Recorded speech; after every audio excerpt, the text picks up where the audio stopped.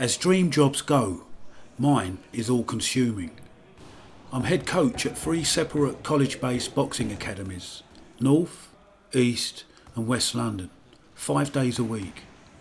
If I'm not in one campus sports hall or another, I'll be on a tube train, racing against time. The national lockdown announced in March 2020 panned conveniently into the school summer holidays, affording me a whole 6 months to switch off and regenerate. I launched into several writing projects and I revelled in the luxury of boxing videos on the internet. A far cry from the days of checking the Saturday newspapers to see if there'd be any boxing on Grandstand or World of Sport.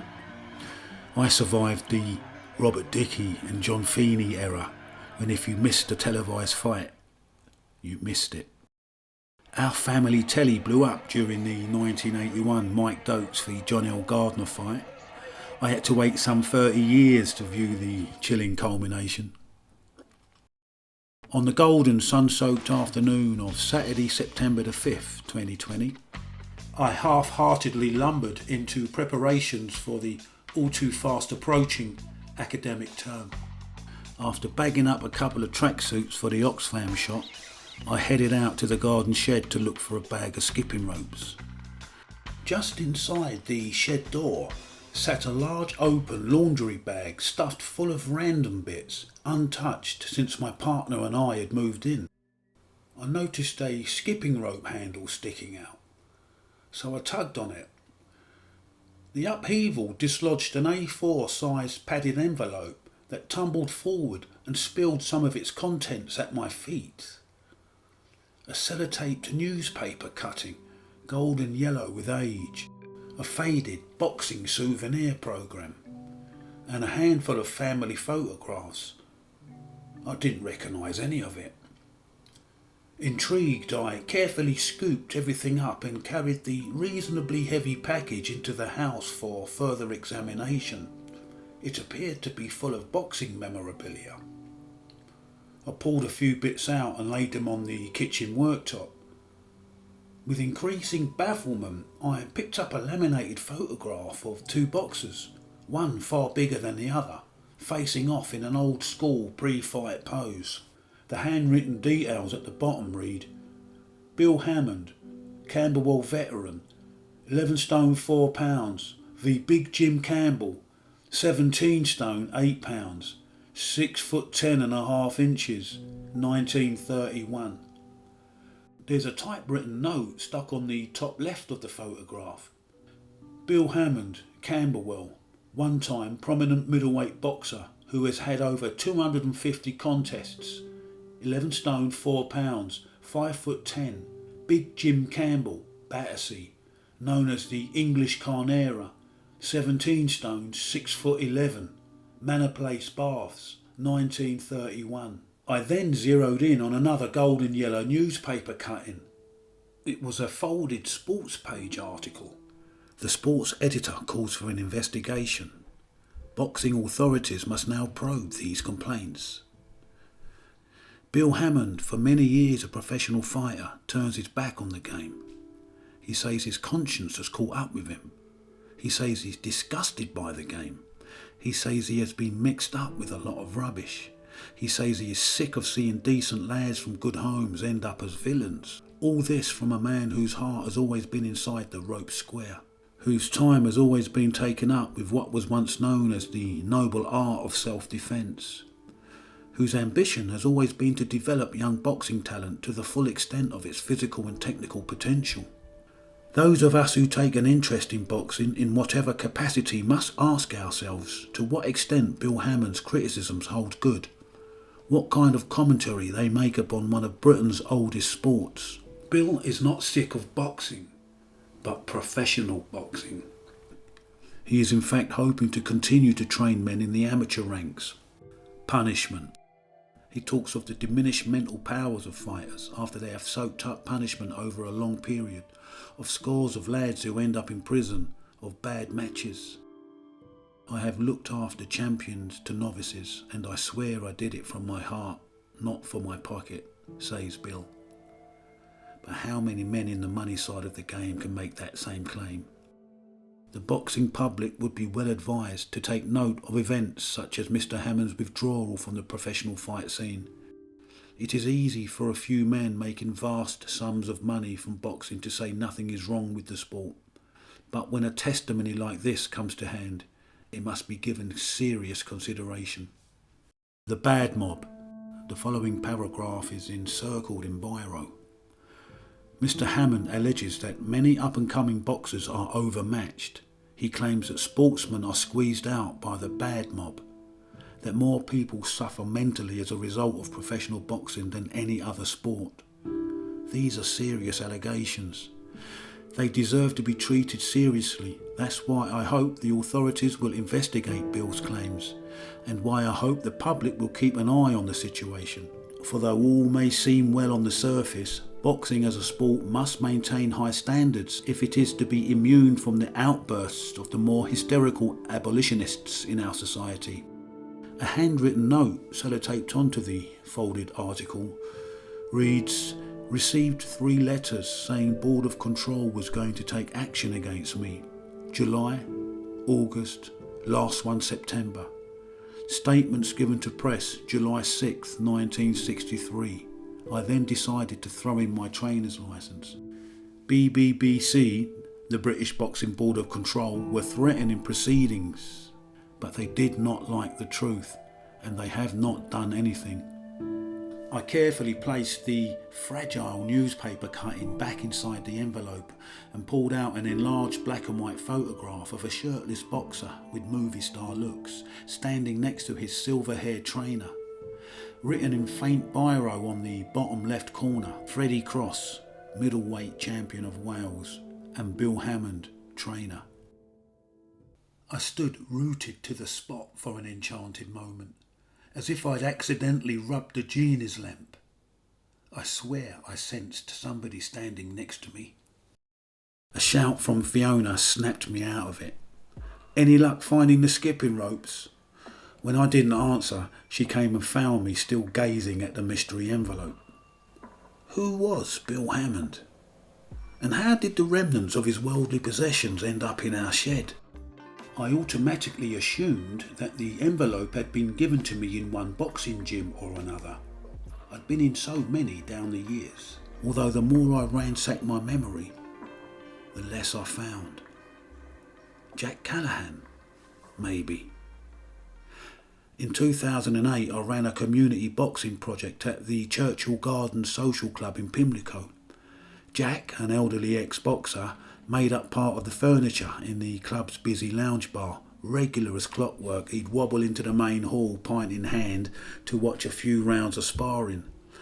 That social club served as a watering hole for old-time boxing scholars. I'd sometimes sit among them and feast my ears. They told riveting stories, often all at the same time. Maybe the envelope was handed to me by one of them. Jack Callahan. Surely I'd have remembered. The envelope was addressed to Mr. Kenny Hammond, Lomoy Prison, St. Brelade, Jersey. The sender's details are written on a special delivery sticker. Elizabeth McGuinness, 11 Wellington Terrace, Hastings, England. Guaranteed delivery date, 9th of December, 96. Fiona was certain it had been with us for the best part of a decade. She'd seen it gathering dust on a cluttered bookshelf in our previous flat, 19 Electric Mansions, Electric Avenue, Brixton. Magical and mice infested. We loved that old flat. We lived on the 4th floor, up with the pigeons, overlooking the daily melodrama that is Brixton Market. Cheap meat and fish, crack fiends, mass brawls, peace, love and thievery. We watched it all through rattling sash windows. Downstairs at number 17, Margaret Lacey, commonly known as Dimpsey, made for a wonderful neighbour. She'd lived in Electric Mansions for over 50 years and was a bountiful source of local history. A charming and robust pensioner, Dimpsey's memories stretched beyond Brixton's Windrush generation, back to the days of scar-faced spiffs and wartime ration books. Over tea and biscuits, I heard all sorts, like the time she was choked out and almost buried alive alongside the A21 motorway by a psychotic boyfriend. Her departure from Electric Mansions to a care home in 2017 signalled the end of a Brixton era. A year later, Fiona and I were flushed away by an irrepressible wave of local redevelopment. Moving out of Electric Mansions was a heartbreaking experience. I spent 3 weeks packing boxes and laundry bags on autopilot while Fiona house hunted. She decided to concentrate her efforts north of the river, as far away from the heartbreak as possible. It's thanks to her that I find myself recording this in a quiet, leafy corner of Haringey. The clatter and clang of market stalls traded for a quiet garden with a shed. The mystery envelope nestled inside that laundry bag on the shed floor for 2 years before I inadvertently discovered it. Bill Hammond's newspaper testimony struck a chord with me. I knew straight away I had to tell his story. A box rec name search produced a handful of Bill Hammonds, but none were Camberwell Bill. So I emailed the UK's #1 boxing historian, Miles Templeton. He replied the following morning to say he could indeed provide research on Bill Hammond's boxing career, adding that he'd need 4 weeks to pull it all together. I couldn't transfer his very reasonable fee quickly enough. 4 weeks later, I received a digital file containing the details of 18 professional contests, with 25 fight reports scanned from newspapers and boxing magazines. The package included Miles's own 4-page overview of the British boxing scene for the period Bill Hammond was active, the roaring 1920s. The overview highlights a rough and ready era when professional boxing was largely unregulated. Boxers were not licensed and bout details often went unrecorded. It was common practice for men to fight several times a day. And, as the laminated photograph of Bill Hammond and Big Jim Campbell clearly illustrates, the average fight promoter wasn't too fussed about safety, care and welfare. Eager to find out more about Bill Hammond, I subscribed to ancestry.co.uk, but name searching there without a birth or death date is like punching in the dark.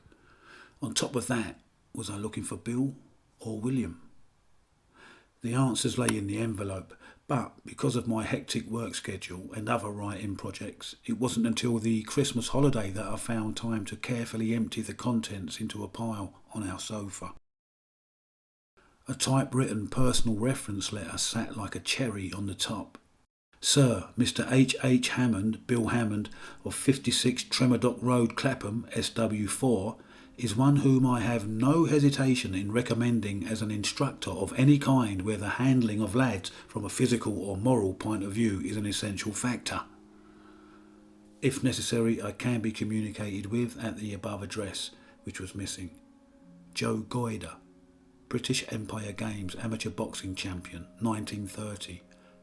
ABA Light Heavyweight Champion, 1929 and 1932. Joe Goyder, now Chief of City of London Police. Another black and white photograph caught my eye and cast me off into deep thought. Bill Hammond stands in his front room with the highlights of his coaching career forever behind him. Written on the photo in thick biro, to Ken, Dad, 1963, aged 60. 1963 is the year he handed back his professional coaching licence. So, Mr. Hammond was neither Bill or William. We had an address and confirmation of his son's name. Back to ancestry.co.uk, Fiona elbowed me out of the driving seat and commandeered the mouse. Having previously used the site to build her family tree, she knew how to navigate. Within an hour, she'd found him. Harold Henry Hammond. We can only wonder what brought about the name change. It's thanks to Miles Templeton that I can now present a fragment of Bill Hammond's professional boxing career with corresponding fight reports. The typewritten note attached to the Big Jim Campbell photo states that by 1931 Bill was a 250 fight veteran. We must assume then that the details of his other bouts are gone with the wind. If Miles Templeton can't find them, nobody can. Thanks to Fiona's sleuth-like ancestry research, I can, with information gleaned from the contents of the envelope, put together something of a timeline for Harold Henry Bill Hammond. Harold Henry Hammond was born at St Peter's Hospital, Battersea, on November the 12th, 1903. His parents, Thomas and Annie, raised a family of 10. Thomas worked as a cabinet maker in the upholstery trade until 1918, when he left home and joined the RAF.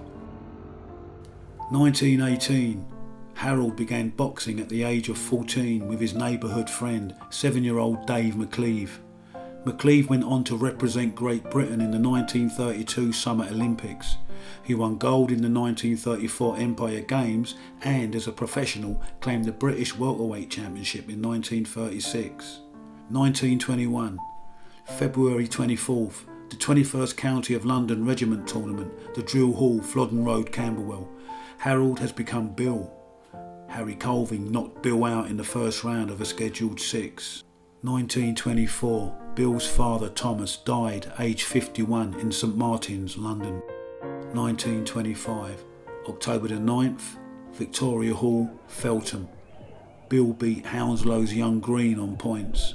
The bout had been scheduled for 10 rounds, commonly referred to as a tenner.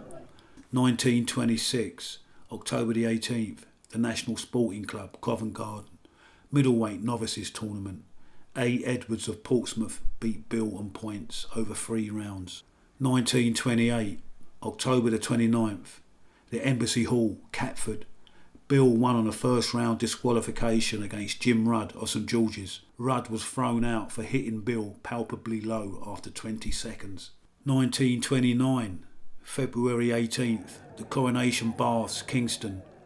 Bill beat Marylebone's Fred Young by way of a 4th round retirement in a tenner.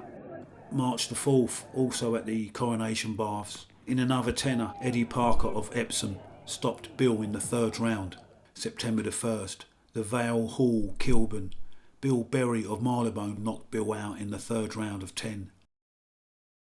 October the 10th, the skating rink, High Road, Ilford. Bernard Cook of Finsbury Park knocked Bill out in 2 rounds of a scheduled 6. The matchmaker for this show was none other than the legendary Aldgate Sphinx, Ted Kid Lewis. October 14th, the Corn Exchange, Cambridge. Just 4 days after being beaten by Bernard Cook, the student boxer G. Peter floored Bill 3 times before knocking him out in the 6th round. On November the 11th, at the ring, Blackfriars, Bill was rescued by the ref after being dropped 4 times in 3 rounds by Bermondsey boy Harry Ray. November the 16th, the Services Club, Sevenoaks, Kent. Just 5 days after being mauled by Harry Ray, Bill scored a 1st round knockout win over Sundridge's Arthur Brigtland. 1930, January 24th, the Connaught Drill Hall, Bournemouth. George Walters of Poole flattened Bill with a barrage of body punches in the 3rd of 12. February 4th, Lime Grove Baths, Shepherd's Bush. The referee saved Bill, a career middleweight, from further punishment after 4 rounds against Windsor heavyweight Roy Webb. Webb knocked Bill down in the 2nd round and Bill exhausted himself trying to repay the compliment. On March the 17th, at the Coronation Baths again, popular Kingston boy Frank Baldwin knocked Bill out in the 5th round of 12. In December 1930, Bill married his sweetheart, Lillian Gertrude Russell, in Battersea, London.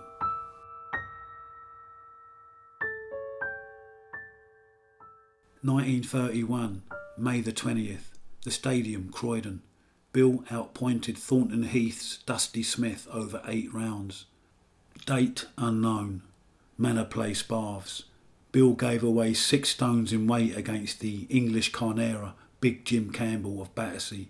Result unknown, although I'd hazard a guess. May 22nd, the New Victor Club, Forest Hill. Bill stopped Nobby Cranfield of Penge in the 2nd round of 6. July the 5th, Bill and Lillian's son Kenneth Thomas William Hammond was born at Lambeth Hospital. 1932, November the 7th, Coronation Baths, Kingston. Bill scored a second round stoppage win over Danny Watson of Benfleet. Watson hit the deck 3 times.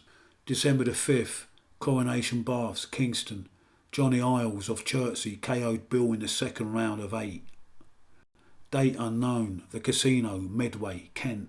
George Spencer outpointed Bill in a 6th rounder. 1939.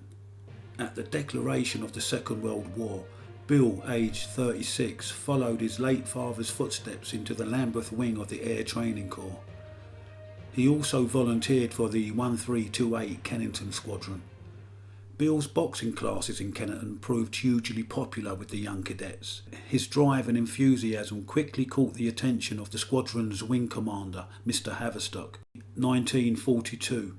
Bill and Wing Commander Haverstock organised an inter-wing boxing tournament back at the scene of Bill's defeat to Harry Colvin, the Drill Hall, Flodden Road, Camberwell.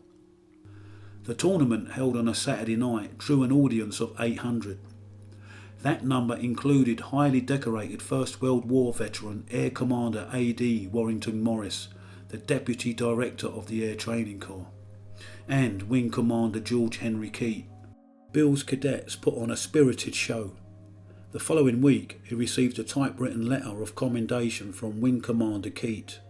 Dear Hammond, I am writing to you a personal note with the object of saying how much I enjoyed seeing your show on Saturday last.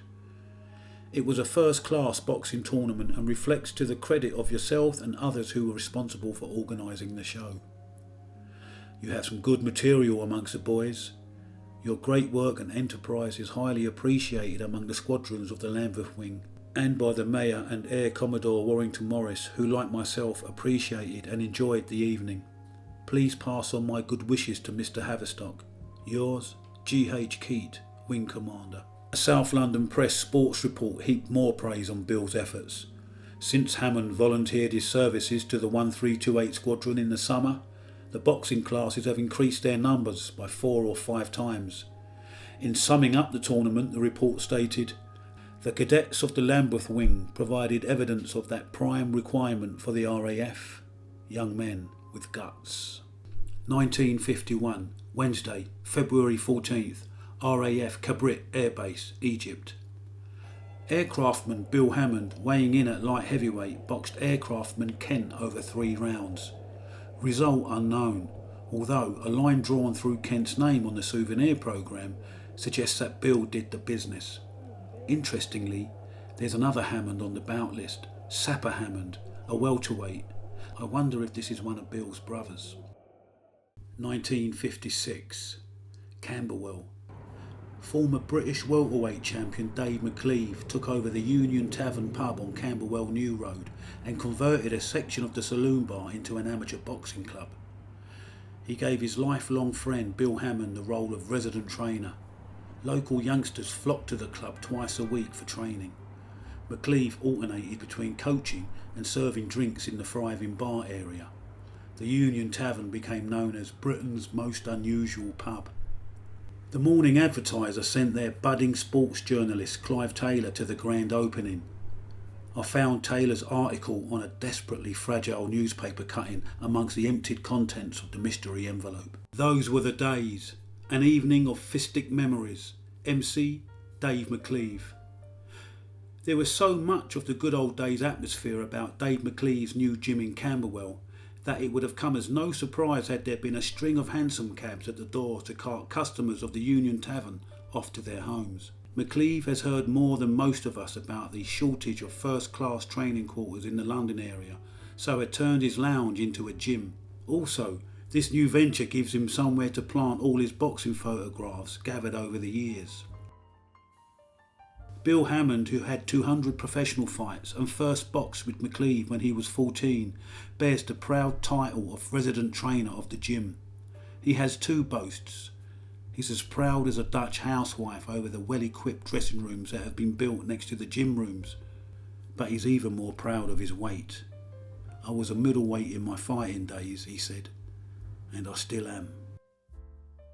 Golden days, but McLeave and Hammond are moderns. Mere boys. Over in the corner sits Wellington Lancelot Lynch in a trim navy blue suit and blue trilby hat. He's 65 years old, and yet minutes before he ran 50 yards for a bus. His trade name was Duke Lynch, and his stomping ground was the old Blackfriars Ring. 15 or 16 times he topped the bill there. These are the good old days, and Lynch remembers them mainly for being one of the few men to have knocked out that great British champion, Ted Kid Lewis. Clive Taylor asked Lynch, a 77-fight veteran, how the boxers of the 1950s compared with the men of the early 1900s. Lynch's answer is like a matchstick, struck and raised to briefly illuminate an archaic passageway. He looked around McLeave's gym and said, "They, the modern boxers, wouldn't have started. You can't name a modern champion to stand with Kid Lewis, Jim Driscoll and Jim Wilde. We didn't have time for training. We did all our stuff in the ring. We used to fight 5 or 6 times a week. In those days, if you didn't fight, you didn't get a job. And you had to fight to live." As I pored over the terribly discoloured newspaper cutting, a penny dropped. I remembered watching a film about the Union Tavern Gym on British Pathé's YouTube channel. The 3-minute newsreel entitled Boxing Pub 1957 is an absolute corker. I tracked it down in no time. On went the kettle, out came the biscuits. With a buzz of anticipation in the pit of my stomach, I clicked and scouted for Bill Hammond. But he's not there. The only coaches to be seen are Dave McLeave and former amateur featherweight champion Tiny Ryan. The boxer with the movie star looks, Freddie Cross, fought 9 times in 1957. All but 3 of his fights took place away from London. This might explain Bill's absence. Another fighter who stayed busy, although not by Duke Lynch's standards, in 1957 was the Dartford destroyer, Dave Charnley. He fought 6 times, winning the British lightweight title along the way. Dave Charnley is without question one of the greatest boxers Britain has ever produced. In a phenomenal 10-year career, he bagged the British, Commonwealth and European lightweight titles. The record books show him falling short of world honours, but record books rarely tell the whole story. His points defeat to the formidable world champion Joe Old Bones Brown at Earls Court Arena in 1961 remains highly debatable. The referee's decision that night incited a near riot in the crowd. My card actually showed Charnley the winner by a quarter of a point. Charnley ranks alongside 1980s middleweight Harold Graham and the astonishing 1930s child prodigy Nipper Pat Daly as arguably the best British boxer to have never won a world title. The mystery envelope just kept on giving. Among its empty contents, I found a black and white sports press photo of Dave Charnley with Bill Hammond. It was taken after Charnley's 40-second annihilation of challenger David Darky Hughes in Nottingham. The Dartford destroyer had just gate crashed the record books with the quickest finish to a title fight in British boxing history. That photo served as a traffic sign pointing me back in the direction of YouTube. I tapped in Charnley v Hughes 1961 and up it came. On went the kettle, out came the biscuits, and back came that buzz of anticipation in the pit of my stomach. I clicked, and there he was, Bill Hammond. I recognised him straight away, walking towards the champion's corner behind Charnley and his manager, Arthur Boggis. He's also visible in the ring immediately after the slaughter, but there's another video titled Record KO that gives us a much better angle. The letters BH on his left breast pocket confirm we've got our man. While others celebrate, I'd say he looks pensive. We'll never know the whole truth of Bill's boxing career because BoxRec is, as Miles Templeton puts it, vastly incomplete for the period he was active. We know now though that as a coach, Bill Hammond made it to the elite level. Charnley authenticated his elite level credentials against Joe Brown at Earls Court Arena. Bill was in Charnley's corner that night, along with Arthur Boggis. They came so close against one of the greatest lightweights in history. 1963. 25th of February, Joe Brown returned to Britain for another shootout with Dave Charnley. They fought in Manchester and Charnley scored a thrilling 6-round knockout. I've scrutinised the grainy black and white footage and can't be sure that Bill was in Charnley's corner that night. By this time, he'd fallen out of love with professional boxing. South London Press, Friday, July 12th. Man with a conscience has quit the pro fight game. Professional boxing has lost another stalwart in Bill Hammond, the veteran Brixton trainer, who has decided to join an amateur club where he feels there is a much better atmosphere and much less chance of boys being hurt. He is quite willing to help out any amateur club just for the love of it, and after some 40 years in the fight game, he has a good idea what he's talking about. Say 60-year-old Bill, I now agree with the minority that professional boxing does soften a fighter's brain, but there are exceptions. My conscience has caught up with me.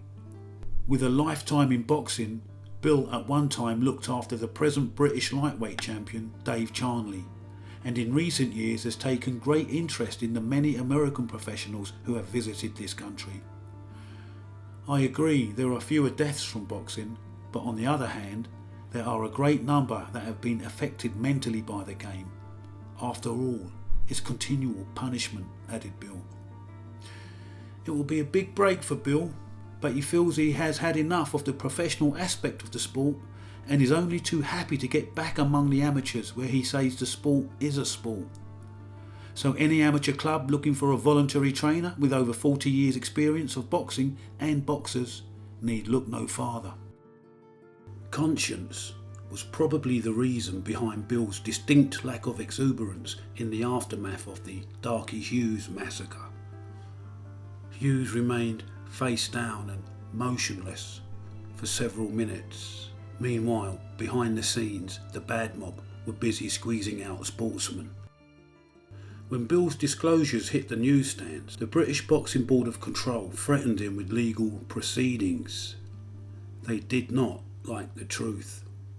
Bill decided to throw in his professional trainer's licence. No longer Bill the coach, he continued life as Bill the loving husband and lorry driver. At some point during the 1970s, while living in the Tulse Hill area, he became Bill the fish and chip shop manager. 1978, August 25th. Boxing News Ringside Seat by editor Harry Mullen. Bill Hammond, former trainer from Camberwell, wants to thank everyone concerned in his surprise presentation last month. Bill, 75, has been in poor health for the last 13 years and dropped off from the boxing scene. But his former fighters didn't forget him. Bill said, Bobby Paget, Teddy Haynes and a crowd of others took me off to a pub in Woolwich telling me it was for a darts match. When my wife and I arrived there, the pub was packed with ex-fighters. We were really overcome. Everyone knew except us that I was to be given a beautiful wristwatch, £100 cash and a huge card autographed by them all. I'll treasure it always. And I'd like to thank them all through the old Bible, Boxing News, as I don't have all their addresses. Bill's hard-earned night of honour took place at the Edinburgh Castle pub in Samuel Street, Woolwich. They turned out in force for the man with a conscience. The full house included unlicensed boxing's man of the moment, Lenny McLean, who fittingly slipped Bill a few quid. Bill's health issue was throat cancer. His vocal cords had been removed and replaced with a voice box device.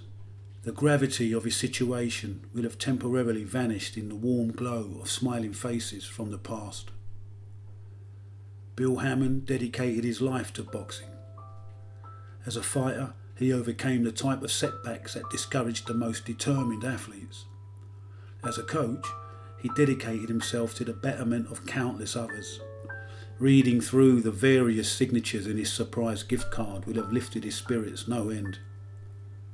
He walked out of the Edinburgh Castle feeling on top of the world again.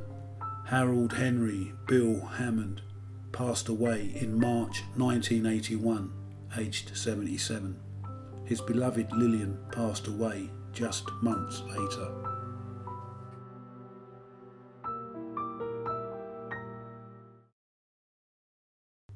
So how did the remnants of Bill's worldly possessions end up in a laundry bag on the floor of my garden shed? The mystery envelope contained the last will of his son Kenneth. Our dear late friend from Electric Mansions, Dempsey, is named on it as administrator. A quick Facebook message to Dempsey's daughter Beatrice was all it took to solve the nagging mystery. Hey B, Dougie here. Tell me, did you ever hear Mum mention a man named Bill Hammond?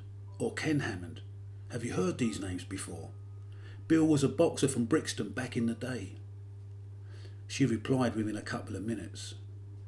Ken Hammond was her last boyfriend. He died in her flat with cancer.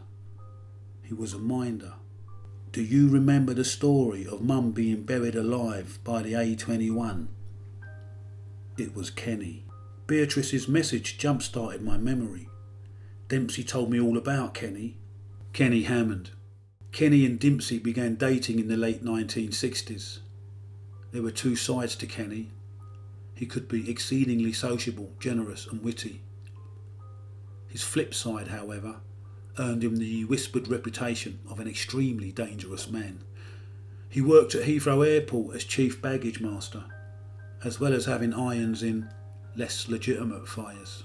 After his parents died, Kenny treasured his mother's ashes and a collection of mementos from his father's boxing career. He carried Lillian's ashes with him everywhere. Sometime in the early 1980s, he bought number 11 Wellington Terrace, Hastings. He and Dempsey spent many a weekend there. While driving back to London one Sunday evening, Kenny's flip side surfaced. They'd been out drinking and he became agitated about perceived flirting. Poor Dempsey was choked out with her seatbelt and thrown unconscious into a ditch beside the A21. She regained consciousness as he scooped earth and bracken down onto her with a large stick. When his makeshift shovel snapped, he disappeared to find another, and she ran for her life. In the mid-1990s, Kenny, having been diagnosed with cancer, was sentenced to a stretch in Lemoy prison. His precious collection of boxing mementos was mailed to him there by Elizabeth McGuinness, who I assume had been tasked with clearing 11 Wellington Terrace. I wonder what happened to Lillian's ashes. Kenny escaped from Lemoy with the envelope. He made straight for Electric Mansions, where Dempsey harboured him through deteriorating health until his death in April 1997. With Kenny gone, she placed the envelope underneath her television stand, where it remained untouched for 12 years. I moved into the flat above Dempsey in 2004. I'd always carry her bin bags down on my way out. That's how we became friends. She brought the envelope upstairs one evening, knowing I'd appreciate its tatty contents. But I wasn't at home. Fiona placed it up on a bookshelf and told me when I returned, but I didn't pay attention, preoccupied as usual. The envelope lay forgotten on that bookshelf for 10 years. I didn't even notice it when packing for the move to leafy North London. If I hadn't gone in the shed looking for that bag of skipping ropes, it'd still be there, biodegrading. I never did find that bag of ropes. Bill Hammond's defeat to heavyweight Roy Webb stands out for me. Massively outweighed, hurt and flawed, he hauled himself up and launched an attack that briefly troubled Webb. Bill punched himself to a standstill looking for the glorious equaliser. He fought to help support his large family after the untimely death of his father. It was as a coach and a mentor that he realised his true calling. I have looked after champions to novices, and I swear I did it all from my heart, not for my pocket. Bill Hammond, a man with a conscience. And finally, here's to Dempsey, Margaret Lacey, Brixton's finest. I'm honoured that she chose to pass the envelope on to me. I'll never forget her. Some days I kick myself for leaving it so long. Everything in its time, I suppose. How about this for an update? Right from the beginning, it was always my intention to contact boxrec.com to see if we could set up a page for Bill using the information provided by Miles Templeton.